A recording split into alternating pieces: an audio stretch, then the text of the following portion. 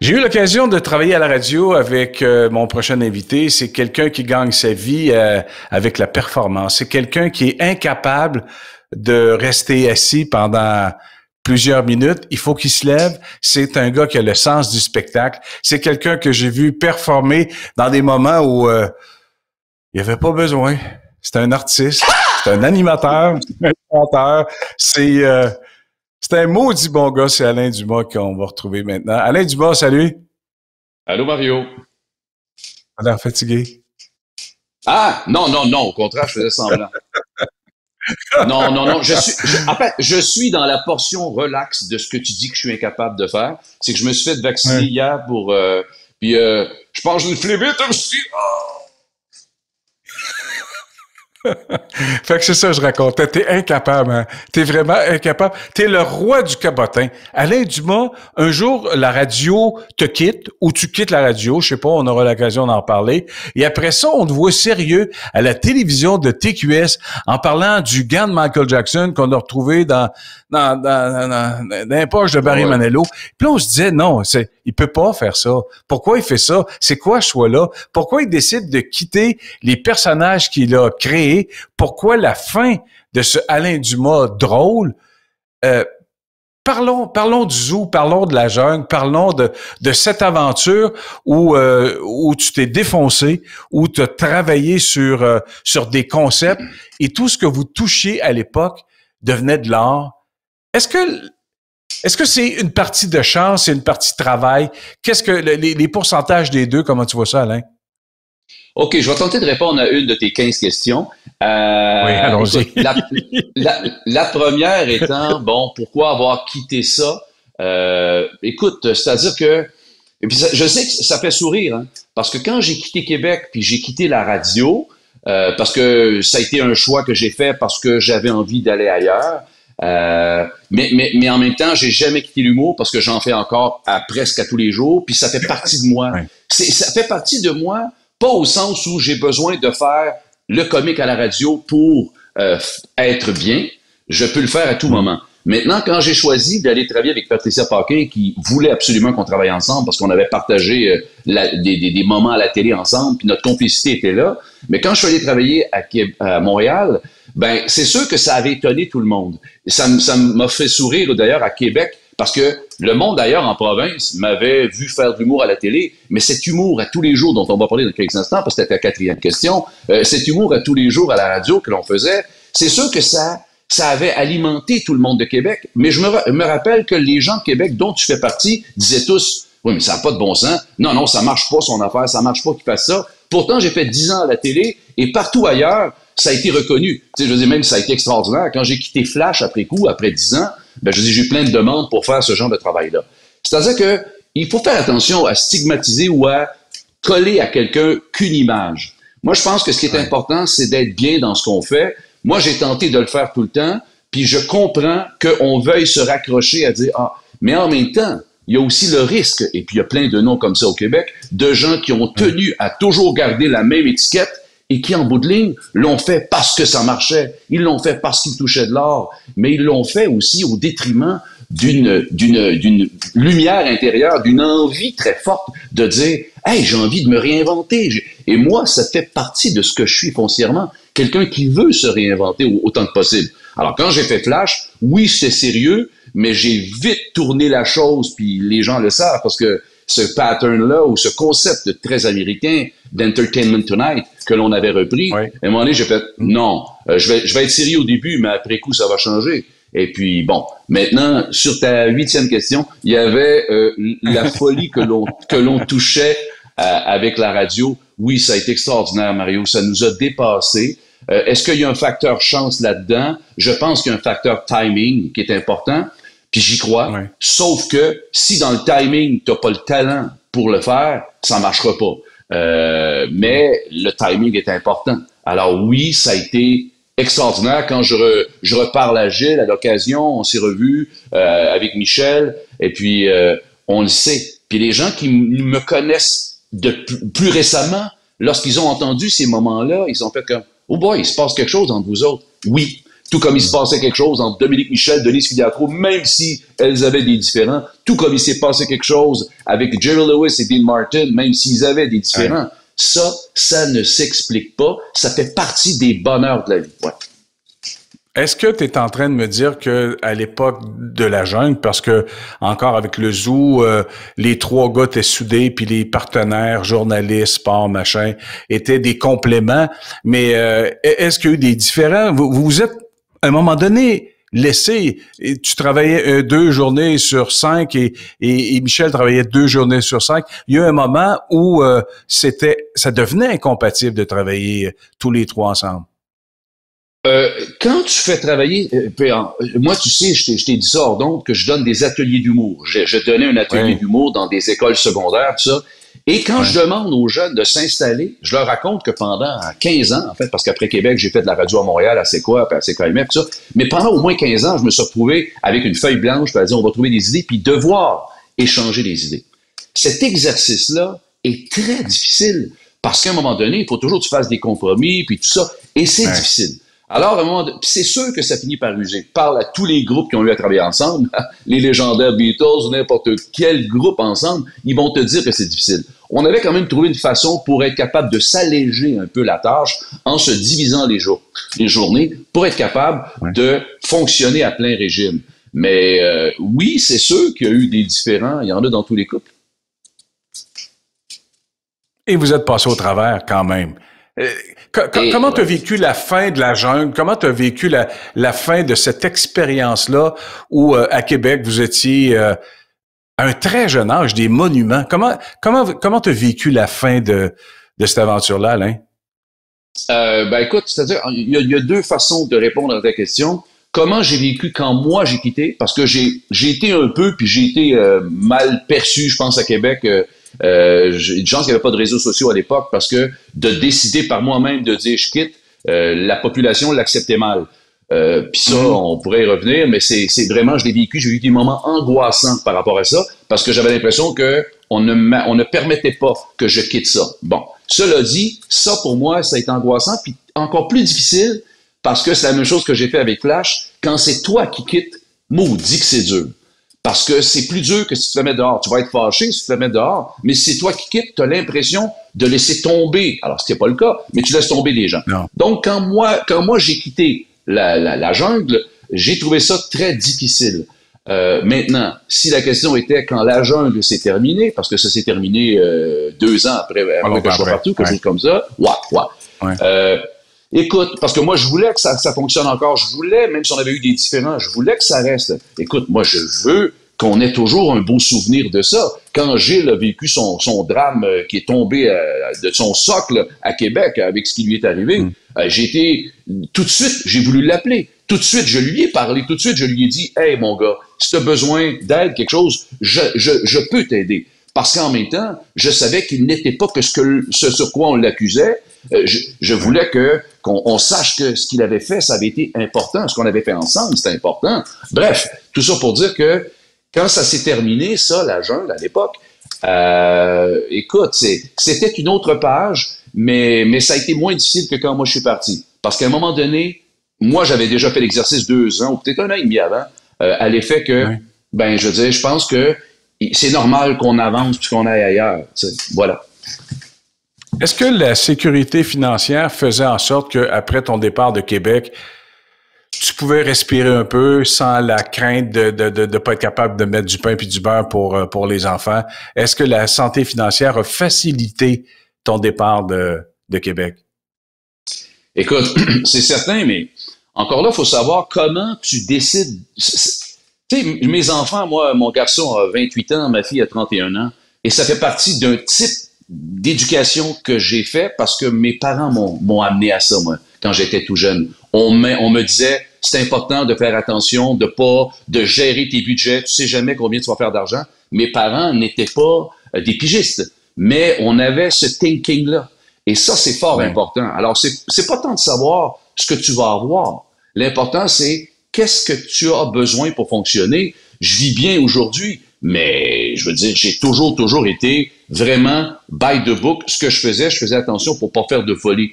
Je suis pas quelqu'un qui a été exubérant dans sa façon de faire. J'avais amassé pas mal de sous. J'en aurais amassé. Écoute, je vais donner peut-être le plus bel exemple. Quand j'étais à l'Université Laval, avant de sauter dans l'aventure du zoo, OK, moi, je suis étudiant, là, je veux dire, je suis avec Michel Morin, Michel est en droit, je suis en journalisme. Puis moi, Mario, mon premier rêve, c'était de faire de la radio. Alors, quand moi, j'ai eu la chance, des premières armes à la radio, je faisais des capsules d'humour à CJSO, à Sorel, d'où je suis originaire. Et moi, là, je suis à Québec, là, puis ma seule envie, c'est d'aller faire peut-être 15 000 par année dollars. Je savais que c'était pas payant, mais je voulais faire de la radio. Et je l'aurais fait. Oui. J'étais à Québec et j'étais prêt à retourner à Sorel puis faire ça. Fait que, faut comprendre que j'avais cette passion-là, puis c'était pas l'argent qui m'animait, c'était la passion. L'été, avant de faire ma dernière à l'université, je suis en journalisme, et à l'été avant, je travaille dans une usine à Contrecœur, c'est là que j'ai créé mon personnage de garagiste, mais je travaille dans une usine où je gagne 13 $ de l'heure. À ce moment-là, le salaire de l'heure était 3 $ quelques. Okay? Je gagne 13 $ de l'heure, Mario. Je fais de l'argent, je me suis payé mon poney Hyundai en 1 mois. Mais en cours de route, la radio de CJSO où je rêvais de travailler m'offre de travailler là. Alors, j'ai quitté une job à 13 $ de l'heure pour une job à 10 $ pour faire un show de week-end. Et c'est ça que je voulais. Alors, l'argent, oui, mais de bien comprendre, moi, je suis prêt à faire tout dans la vie. Si ma passion est là, ben, je vais dealer autrement. Ouais. Est-ce que les plans B ont été importants pour toi? Est-ce que, tu sais, il y a des gars qui, dans les relations amoureuses, se disent, oh, ben là, je viens de rencontrer une fille. Oh, j'ai commencé à la fréquenter. Oh, j'attends pour voir si ça va marcher avant de laisser ma femme. Est-ce que dans ton travail, le fait de quitter la jungle, c'est parce qu'il y avait déjà un plan B qui t'assurait un revenu, qui t'assurait une stabilité, une pérennité dans tes entrées d'argent? À l'époque, quand je travaille à la radio, à la jungle, dans les dernières années où j'avais l'impression d'avoir fait le tour, puis c'est ça. Alors les espèces de petites discussions internes deviennent plus difficiles à accepter quand tu as l'impression d'avoir fait un peu le tour. Et à ce moment-là, moi, je partais un one-man show. Puis c'est pas l'affaire qui est la plus payante parce que j'avais eu des offres d'embarquer dans l'écurie de Juste pour rire bien avant, puis à quitter la radio, mais j'étais encore passionné et c'était beaucoup plus sécurisant de faire ça. Sauf qu'au moment où j'ai eu à réfléchir sur ma destinée, ben je quittais quand même quelque chose de très payant pour aller faire un one-man show. Ton premier one-man show, c'est pas ce que tu es payant. Et j'ai fait le saut. Alors, il y avait le plan B, il était pas immense, mais le destin a fait qu'au moment où je me retrouve dans une roulotte à Sherbrooke, parce que je vais faire tout l'été mon show, et que j'ai décidé que je quittais la radio, quoiqu'à ce moment-là, je quittais la jungle, mais les patrons commençaient à regarder où est-ce qu'ils avaient envie de m'envoyer. Il y avait une offre sur la table qui était que j'aille travailler avec André Arthur. Je m'en rappelle encore, et ça faisait partie des options. Et durant l'été où je suis à Sherbrooke, et c'est là qu'arrive Patricia Paquin, qui revient à la charge après 2-3 fois. Elle me dit, écoute, Alain, j'aimerais ça que tu viennes, que ce soit toi, tu sais, qui anime Flash. Alors, ça s'est un peu passé comme ça. C'est-à-dire, un plan B, comme tu le calcules, il est longtemps d'avance. Moi, j'avoue qu'il s'est pointé là à un beau moment, mais je suis pas du genre à refuser de sauter dans un certain vide. Ouais, mettons. Ouais. Tu as parlé que la friction du quotidien avec les membres de la jungle a fait en sorte que vous avez trouvé une façon de travailler pour qu'on se pile pas ses gros orteils, parce qu'il faut comprendre que l'espèce de douleur de la feuille blanche, l'espèce de douleur de faire des compromis, t'avais à le vivre avec d'autres. Est-ce que t'es pas devenu un nouveau Alain Dumas quand t'es arrivé sur Montréal? T'as eu à faire des compromis, t'as eu à comprendre c'était quoi la dynamique avec les gens avec qui tu travaillais. Est-ce que ça a pris une grosse adaptation et beaucoup de sacrifices pour arriver à amener le Alain Dumas qu'on connaissait à l'antenne, à la télé? Ouais, écoute, c'est très bon ta question parce que ça m'amène à préciser quelque chose qui était tout à fait vrai à l'époque. Moi, je vais te conter que quand je suis arrivé à la télé au quotidien, parce que pendant mes années de zoo et de jungle, moi, je faisais la navette Québec-Montréal. Tu sais, je veux dire, j'étais quand même, j'animais drôle de vidéos qui tiraient à 1 700 000 à l'occasion. C'était immense. Puis j'ai fait ça pendant 3 ans. Alors, puis j'ai fait plein de choses à la télé. Bref, j'étais présent. Mais d'avoir un show quotidien qui remplaçait le quotidien presque de la radio, m'a fait comprendre que qu'est-ce que ça a été la plus belle école. Et ça, je pense pas que j'en ai parlé avec Gélie Michel, mais ça va de soi. C'est-à-dire que quand je me suis retrouvé à la télé, et là, bien évidemment, c'est beaucoup plus compartimenté. Alors, la feuille blanche, elle n'existe plus. T'as un gars qui s'occupe de te proposer des textes, tout le monde fait tout. Toi, t'as juste à être là en ondes. Et je trouvais le temps long parce que dans ta présentation, Mario, faut savoir que je travaille pas juste parce que j'aime ça, je travaille parce que je peux pas faire autre chose, tu sais. Alors là, j'arrivais, puis j'étais avec Patricia Paquin, puis elle se limait les ongles, Pat. Mais là, on fait quoi, là? On attend. Ben là, il est 4 heures, puis t'attends, on est en ondes à 6h30. Quoi? Alors, Mario, te dire à quel point j'en revenais pas. Écoute, moi, je me suis retrouvé, j'ai toujours un ballon de basket dans mon auto, parce que j'ai joué au basket quand j'étais jeune, et je me suis retrouvé pas loin de TQS, il y avait un endroit où il y a des jeunes qui jouent au basket. Et quand je partais de télé, là, je leur disais pas où j'allais. Là, je disais, je vais aller faire une commission. J'allais jouer au basket avec les jeunes. Hey, t'es pas le gars de la télé? Ouais, les gars, on joue au basket. Puis ça, juste parce que j'avais rien à faire. Ou aller au Nautilus, qui est à la Tour de la Bourse, en face d'où on était, à TQS, pour aller m'entraîner, parce que je m'entraîne tout le temps. Et je revenais au bureau, puis là, ils disaient, t'étais où, Alain? Je allais faire une commission, mais j'avais un peu de sueur parce que j'arrivais d'une demi-heure de m'entraîner. J'en revenais pas à quel point la page blanche, pendant tant d'années à la radio, ça a été formateur. Puis en même temps, ça a fait que je me retrouvais avec un manque à faire à la télé. Mais j'ai fini par compenser en travaillant sur de l'humour, en travaillant sur des capsules. Mes présentations avec Jean-Luc Mongrain, c'était quelque chose qui était très fort à l'époque. J'allais voir Jean-Luc et je pensais à toutes sortes de conneries à lui faire et tout ça. Fait que, oui, le hamster de la radio m'a amené à ce que je suis et il m'a donné beaucoup d'outils pour être capable de pallier, de réagir vite, de trouver des choses. Puis j'ai pas cessé d'être de même si certaines fonctions ne l'exigeaient pas ou ne le demandaient pas comme tel. Ouais. Est-ce que le fait de réfléchir, de penser, de tenter d'embarquer dans de nouvelles aventures, ça t'aide pour ta santé mentale, Alain? Oui, parce que l'asile m'a appelé hier et j'arrive tout de suite.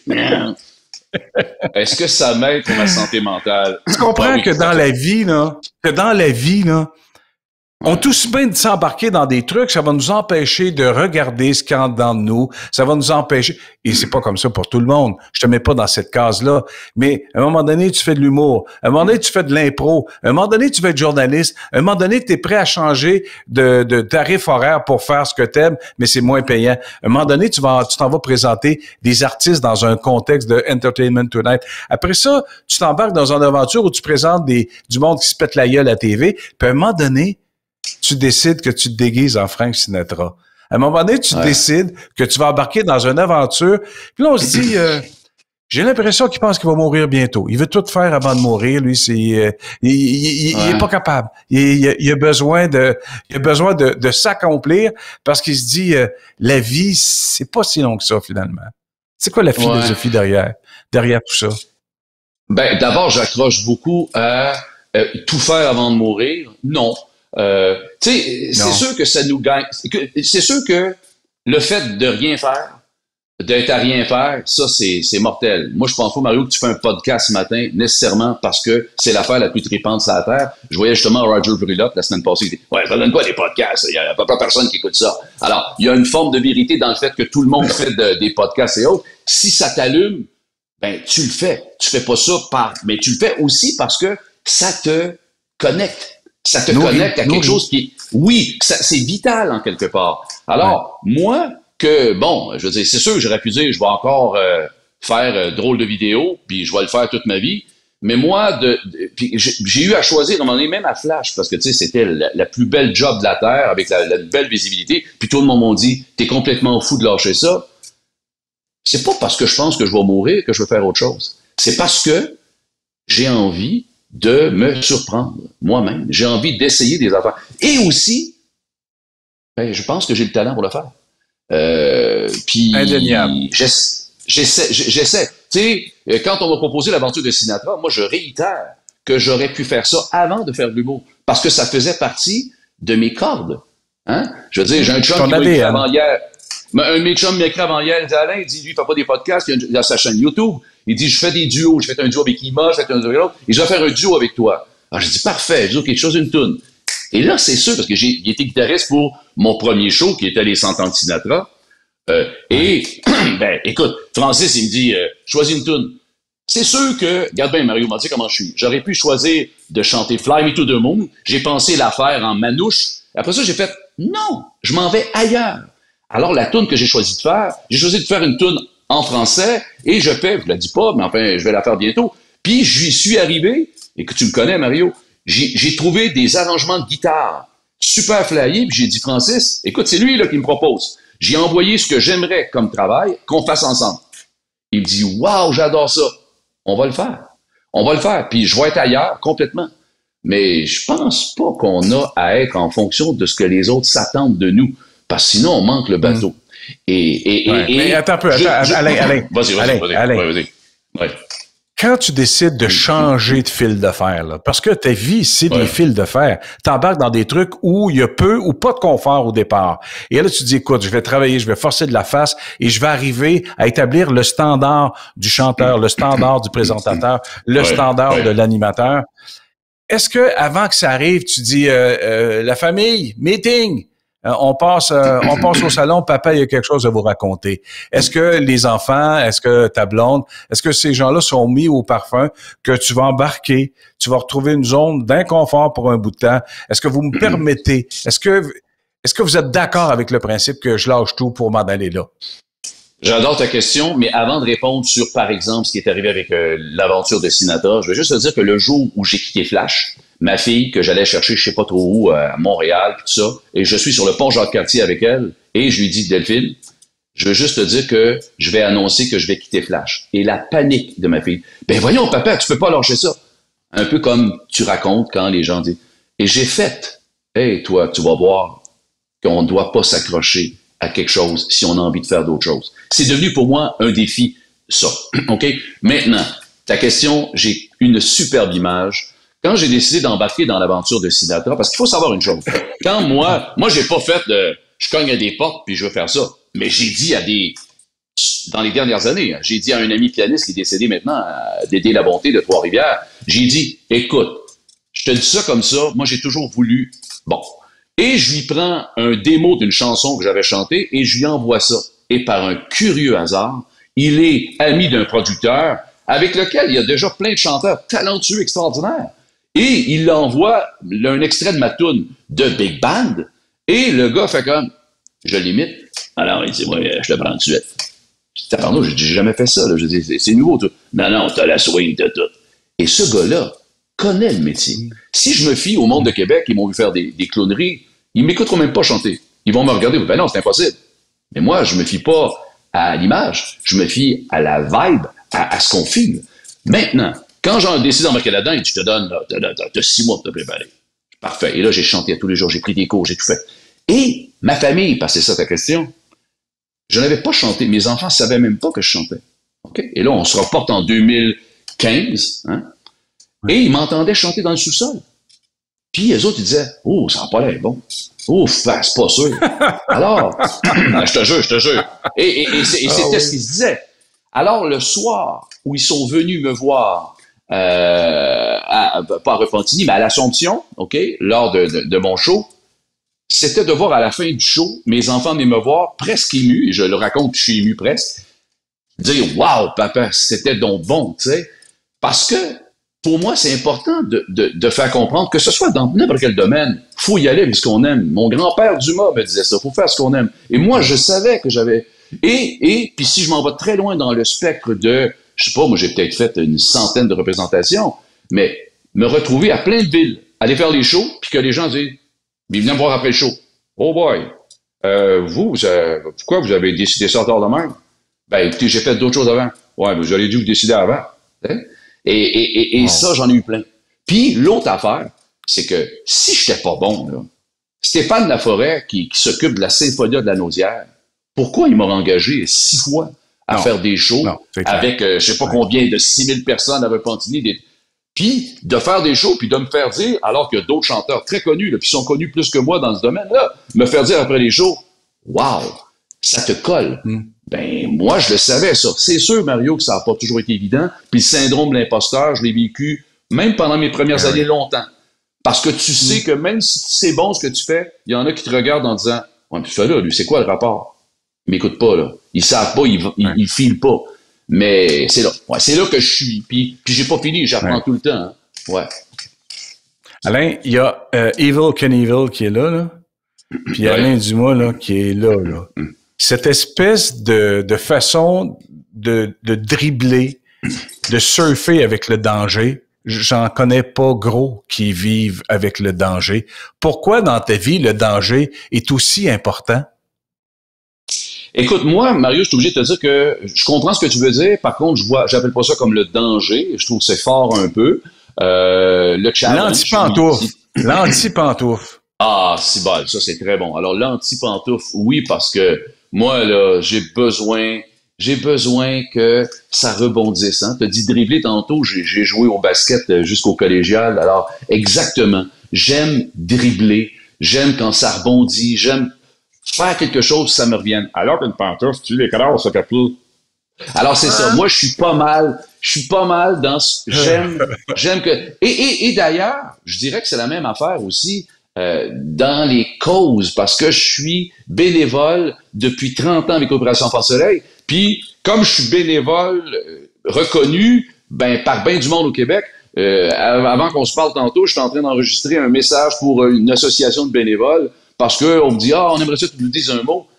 Ben moi, je trouve ça important de donner quand tu sais que tu reçois. Ça te fait un bien immense. Ça aussi, c'est de dribbler avec plein de choses. Alors, oui, il y a une notion de prendre des chances, mais quand tu as l'impression que le ballon va te revenir, tu le vois moins comme une crainte, tu le vois plus comme un sentiment de confiance par rapport aux gestes que tu as posés. T'es incapable de faire comme les autres, Alain Dumas. On commence à faire du bénévolat quand on quitte notre job après 50 ans de travail dans je sais pas quel business. Et puis on se dit, maintenant j'ai du temps, je vais m'investir. Et toi, ça fait 30 ans que t'en fais. Je veux dire, c'est atypique. T'es un personnage atypique.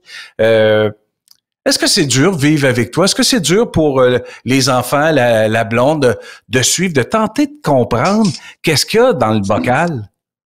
Et c'est bon. C'est sûr que c'est pas évident parce que, c'est-à-dire que je suis une bébite. J'ai eu une critique à un moment donné que j'avais adoré. Oui, je vais toujours me rappeler. Sonia Sarfati de la presse, quand j'ai fait mon one-man show à Montréal, elle m'avait qualifié de sympathique caméléon. Et moi, ça m'avait plaisir parce que je trouvais qu'il y a ça dans moi, une notion de caméléon. Ouais. Alors, je dis, je connais pas les animaux, mais j'imagine que ça doit pas être facile de vivre avec un caméléon parce que il bouge, il se transforme. Mais évidemment, des fois, c'est pour le moins bon et quelquefois, c'est pour le bien. C'est sûr que quand je déconne un peu trop, tu sais, comme les enfants, si mon gars, il a le goût de jaser, là, il appellera pas papa, il va appeler maman. Parce que papa, toi, c'est sûr, ça va toujours avoir des niaiseries. Ou s'il y a quelque chose à raconter, il va dire, là, il me regarde, il me voit la face, les enfants. OK, dis la ta niaiserie. Là. OK, parfait, on continue. C'est bon. C'est sûr que c'est pas facile, mais j'ai une déformation. J'ai toujours été comme ça. Tu sais, ouais. Eh oui, regarde. Est-ce que c'est dangereux? Ouais. Non, mais j'allais te demander, est-ce que c'est dangereux que tu sois un papa? Est-ce que c'est dangereux que tes enfants, parce que c'est pas tout le monde, Alain, qui a ton talent, que ton sens du spectacle, ça se peut que tes enfants fassent des tentatives et c'est facile de se casser la gueule dans ce métier-là. C'est facile de se casser la gueule et c'est difficile de se réparer, Alain. C'est extrêmement difficile pour la raison où tous les artistes vont dire, oui, un jour, moi, j'ai dit à mon père que je pourrais être comédien ou je pourrais être... Et les parents sont rébarbatifs, fais ça. Hein? Tu vas gagner ta vie à faire ça. Il y en a 1 sur 10 000 qui gagne bien sa vie.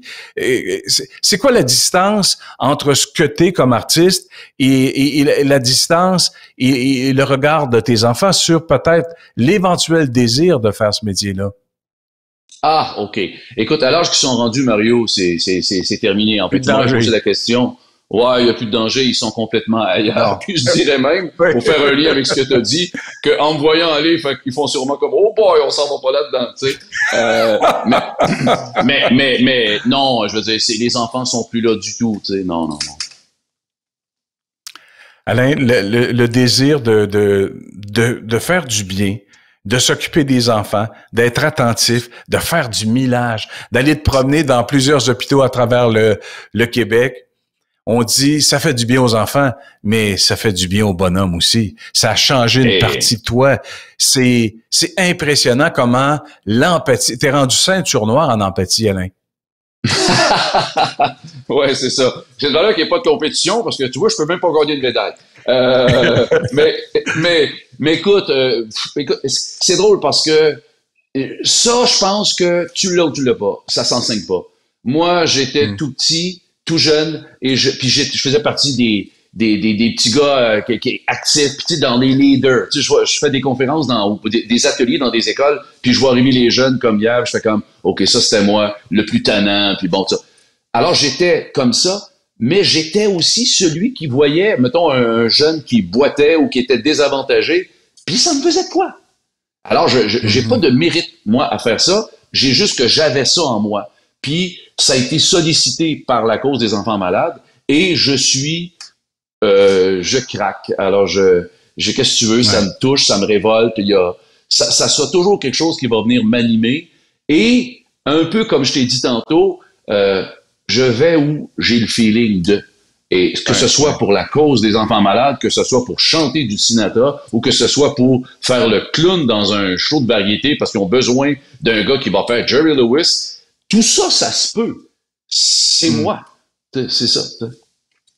Est-ce que ça fait en sorte que tu reconnais aujourd'hui, après 30 ans de bénévolat, dans un contexte où il y a des mal-aimés, il y a des sans-abri, il y a des gens qu'on s'occupe peu, il y a des gens qui n'ont pas la bonne médication, mais on ne peut pas laisser tomber les enfants, Alain. On ne peut pas laisser tomber les enfants. Et le jour où on reconnaît ça, est-ce qu'on se dit, mais finalement, il faut reconnaître que la vie est injuste? Ah, ça, non. Non. Écoute, je regarde beaucoup de documentaires sur les médecins qui travaillent auprès des enfants malades. Je suis souvent en train de voir des choses et j'entendais, c'est particulier avant hier, un médecin qui travaille avec des enfants qui des fois il a à leur annoncer que il y a plus rien à faire.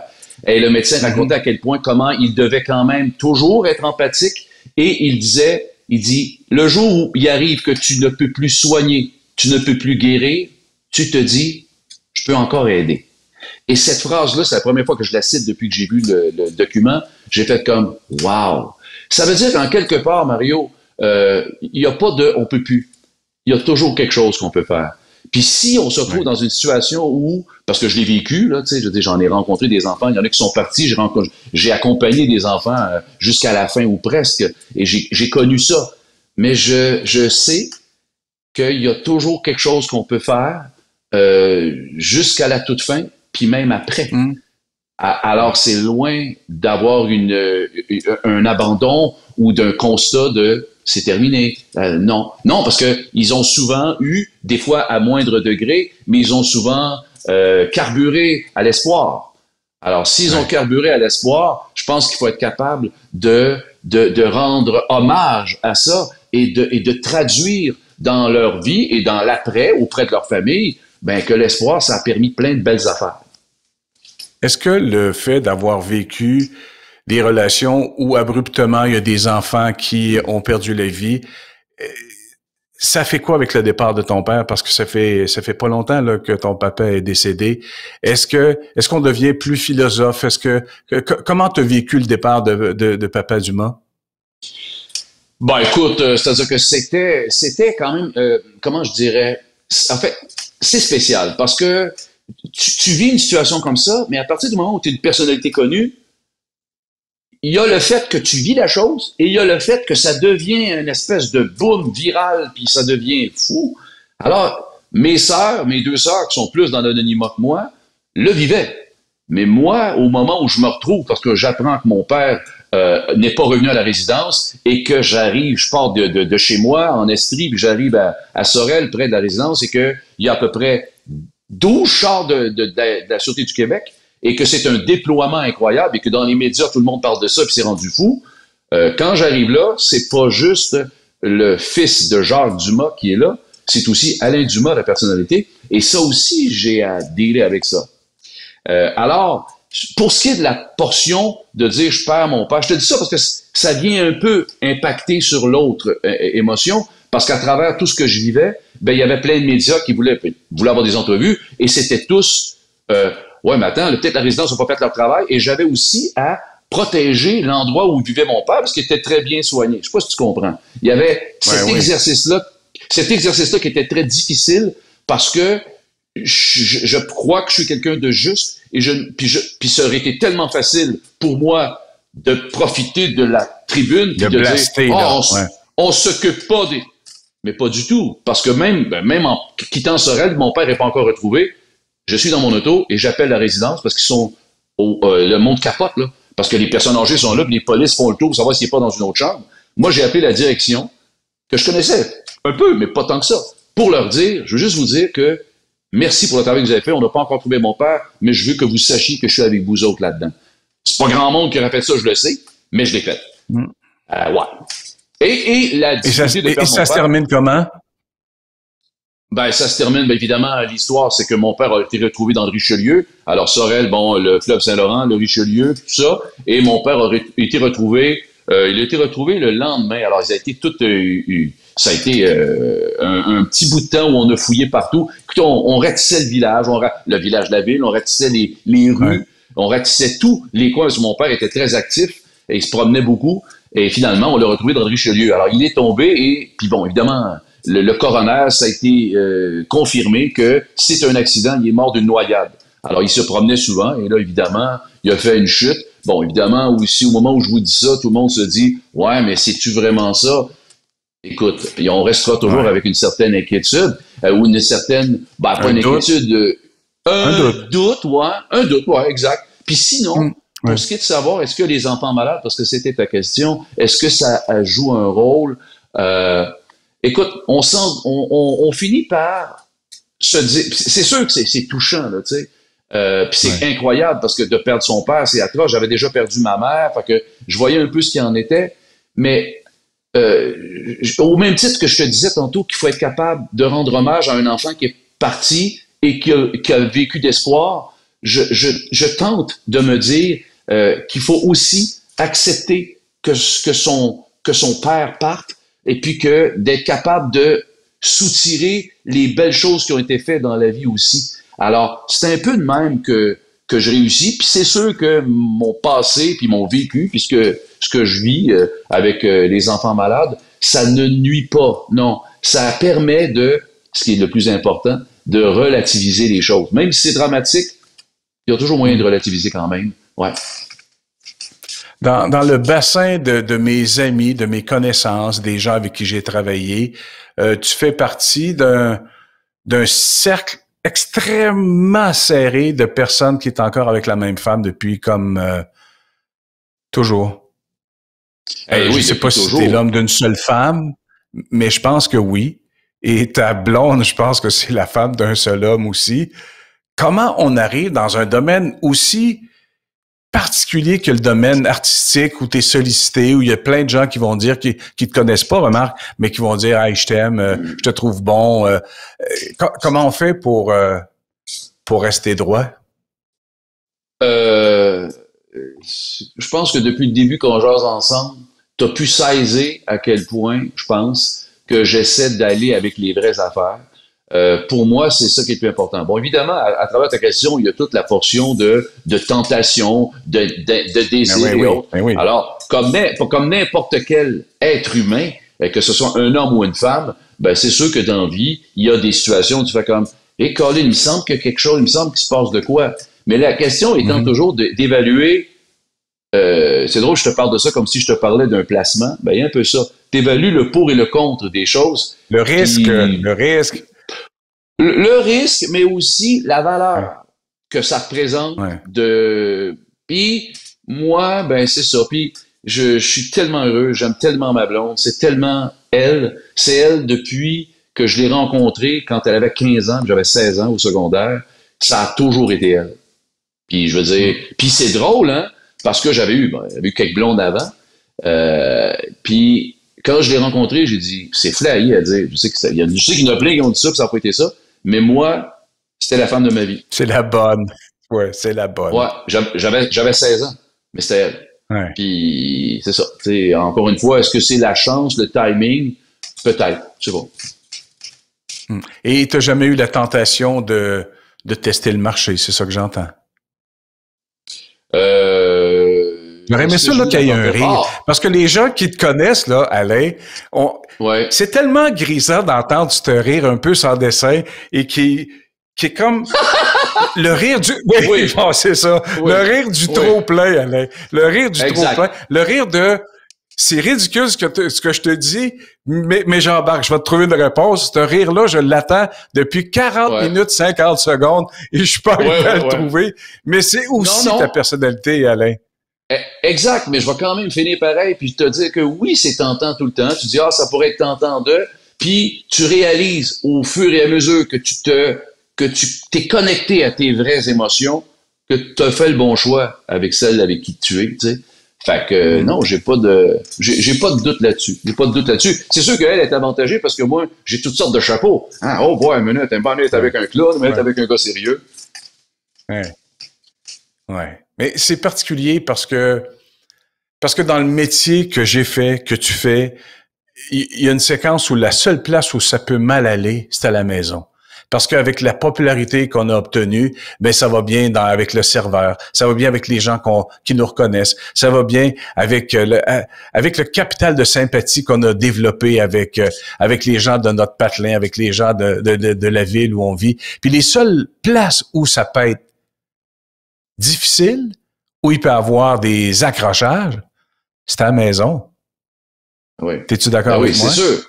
Mais voyons, Mario, c'est certain, mais je veux dire, tout jeune, je regardais les grandes vedettes de cinéma et les plus grandes actrices qui avaient des carrières extraordinaires, qui avaient eu 50 chums, mais souvent finissaient par dire « Ouais, mais j'ai un regret, j'ai pas eu de famille. Tu sais, puis c'est des choses qui m'ont toujours interpellé. Et oui, tester le marché, ben je vais te le dire comme je le dis, moi j'ai décidé d'investir dans ma famille. J'ai investi dans ma famille, j'ai placé mes pions. Et comme je te disais, on m'a inculqué ça d'être assez cérébral en affaires, mais je considère que c'est une affaire importante aussi, le cœur, puis la famille et autres. Moi, je veux dire, quand je suis au zoo, à un moment donné, puis tu sais, regarde, moi, je m'en allais travailler à CJSO, là, j'aurais gagné 15 000 piastres, j'aurais fait de la radio, puis à ce moment-là, j'étais content. Puis j'étais heureux, puis je me disais peut-être qu'un jour, on aura des enfants. Je savais pas où je m'en allais. Mais un autre jour, alors que la vie devient folle, on me demande de travailler. Je travaillais le jour à Québec à la radio, et TVA demande à Claude Thibodeau, qui était directeur des programmes, hey Claude, parce que c'était des amis, et Claude, ça te dérangerait-tu si Dumas venait travailler à Adlib tous les soirs? Et là, moi, je faisais comme, hey, wow, c'est extraordinaire. Mais là, je fais comme, attends une minute, si je prends l'avion à Québec, là, OK, puis que je reviens, quand est-ce que je vais voir ma famille? J'avais que ma fille à ce moment-là, puis là, mais je me suis posé la question, Mario, puis je me la suis toujours posée. Puis j'ai travaillé beaucoup, mais j'ai toujours gardé une petite place. Puis j'aurais pu être bien plus populaire, peut-être. J'aurais peut-être pu faire plus, mais j'ai toujours placé dans mon équation la famille comme quelque chose d'important. Puis tu demanderais à mes enfants, à ma femme, moi j'étais présent. Mais c'est un choix qu'on doit faire. Mais je sais que c'est pas tous les artistes, c'est clair, qui ont décidé de faire ça, mais c'est leurs affaires, tu sais. Je pense que c'est à nous d'avoir la tête sur les épaules, puis de se dire, est-ce que je le fais? Et à un moment donné, c'est arrivé. Hey, je veux dire, mon agent, il me disait, Alain, ça t'a tendu un petit 4 000, 5 000 vite fait un soir, telle affaire. Puis là, à un moment donné, puis là, mon agent calculait, OK, puis le petit hôtel, ta blonde va être avec toi, dans Charlevoix, OK. Là, on arrivait, là, j'étais à l'hôtel. Là, on est de même, beau petit souper à chandelle. Mais à un moment donné, là, ça s'appelle comme, excuse, Joe, là, faut que j'aille. Et là, c'est faux. Il y a des affaires qui sont pas vraies là-dedans. Fait que tu finis par, mais si tu crois que c'est vrai, que c'est intéressant, c'est pas ton agent, c'est pas les gens autour, c'est toi qui dois saisir. Est-ce que c'est bon pour moi à long terme? C'est ça qu'il faut voir. On fait partie d'une génération où nos papas et nos grands-papas ont ont été présents une fois que la famille était élevée. Et ces gens-là se sont dit, je me suis pas super bien occupé des enfants parce que j'amenais du pain puis du beurre sur la table de ma famille.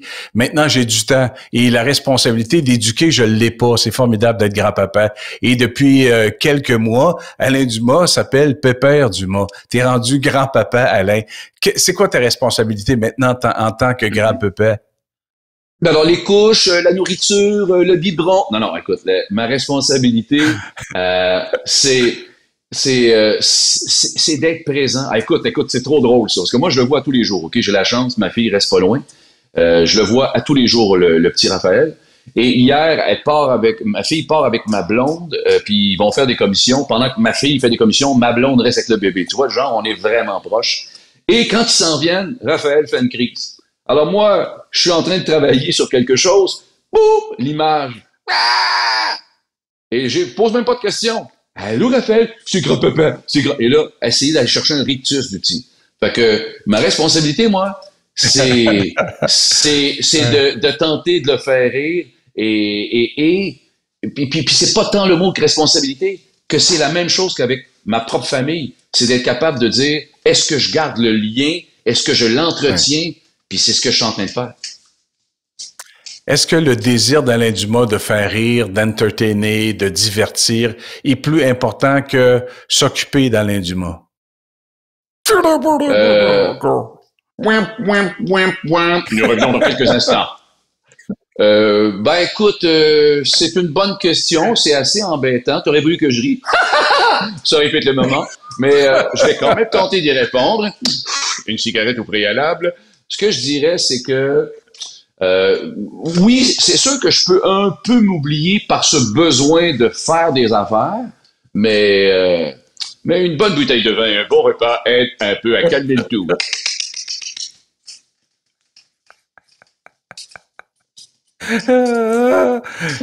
T'as pas répondu.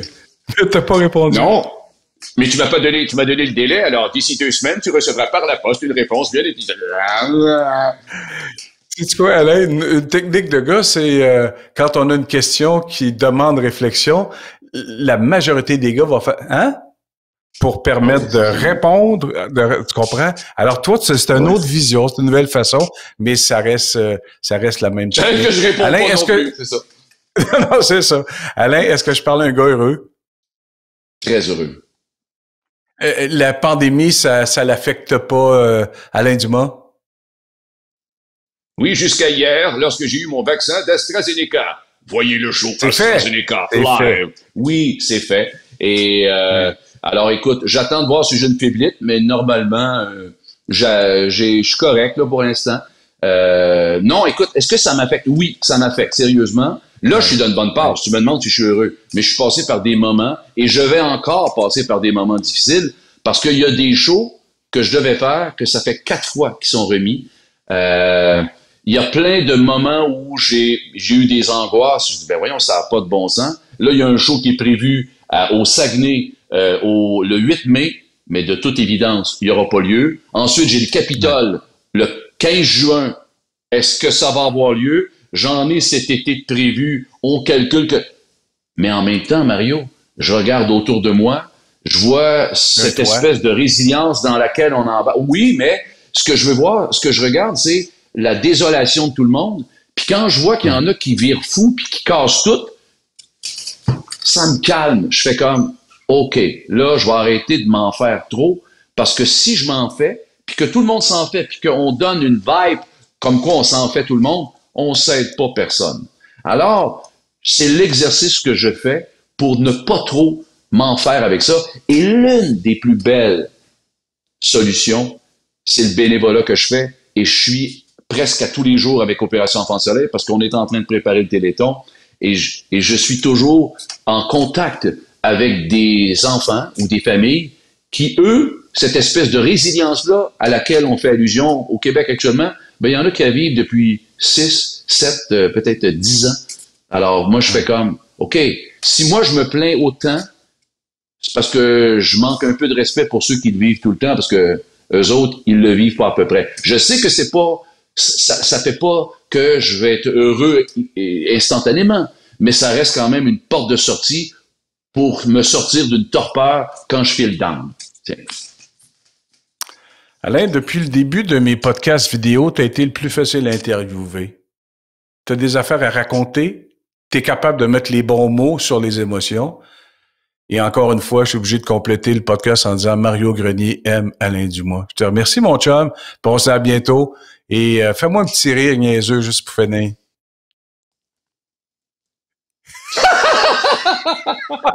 Hey, merci beaucoup. Salut, Alain. Mario. Ciao, bye. Virgule Nord. Salut. Salut.